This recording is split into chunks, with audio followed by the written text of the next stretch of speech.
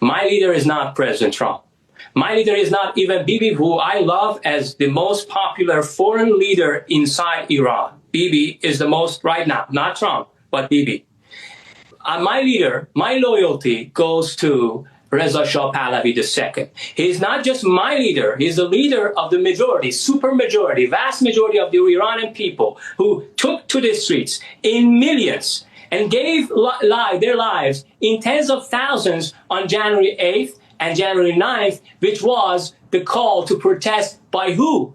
By Bibi? By Trump? No, by Reza Shah Pahlavi II. So this man he is the one who talks here.